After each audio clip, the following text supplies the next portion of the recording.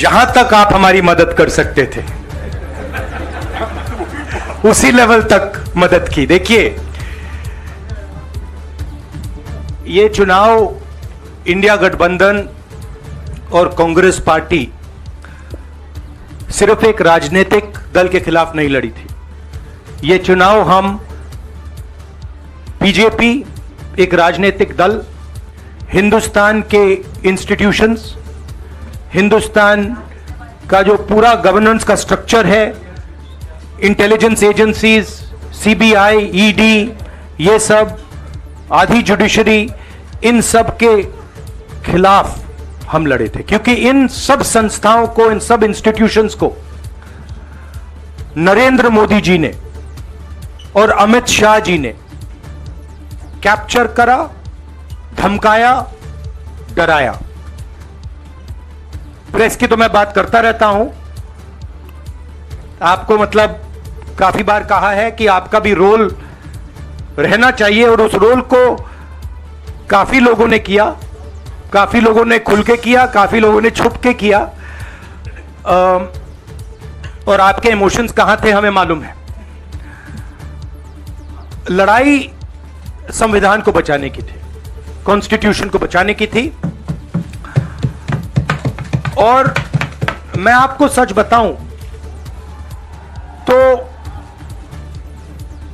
मेरे माइंड में था पहले से, जब इन्होंने हमारा बैंक अकाउंट कैंसिल किया, जब चीफ मिनिस्टर्स को जेल में डाला, पार्टियां तोड़ी, मेरे माइंड में था कि हिंदुस्तान की जनता अपने संविधान के लिए एक साथ खड़ी होकर लड़ जाएगी।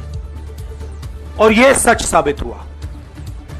मुझ में भरोसा था, और मैं हिंदुस्तान की जनता से, इंडिया गठबंधन के पार्टनर्स से, कांग्रेस पार्टी के हमारे सब नेताओं और बब्बर शेर कार्यकर्ताओं से दिल से धन्यवाद करना चाहता हूं। आपने संविधान को बचाने का पहला और सबसे बड़ा कदम ले लिया है। कांग्रेस पार्टी ने इस चुनाव में, कांग्रेस पार्टी के सब नेताओं ने 2-3 चीजें की। सबसे पहले हमने इंडिया गठबंधन के पार्टनर्स की रिस्पेक्ट की, उनकी जो विशेष थी उनको हमने साथ लिया, और आपने देखा होगा कि जहां भी गठबंधन लड़ा हम एक होकर लड़े। दूसरी बात, कांग्रेस पार्टी ने क्लैरिटी से हिंदुस्तान को एक नया विजन दे दिया है, pro poor vision, pro production vision. Hindustan को इंडिया गठबंधन ने साफ दे दिया है।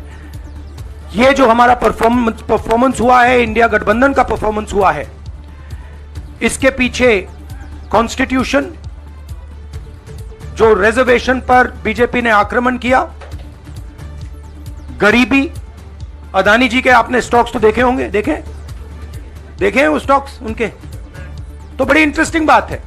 जनता अदानी जी को मोदी जी से डायरेक्टली कोरिलेट कर रही है। मोदी जी की हार होती है, स्टॉक मार्केट कहता है भैया मोदी जी गए तो अदानी जी गए।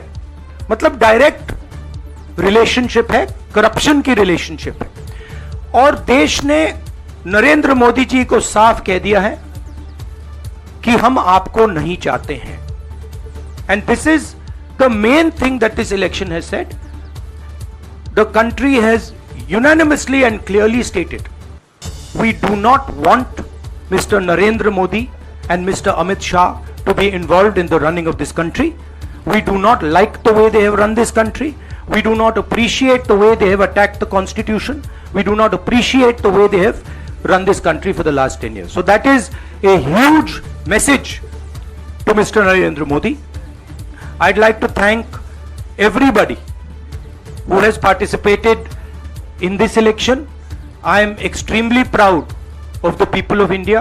I am extremely proud of the people who have resisted this onslaught on the constitution. और अंत में मैं आपको कह दूं कि इसको बचाने का काम हिंदुस्तान के सबसे गरीब लोगों ने किया है।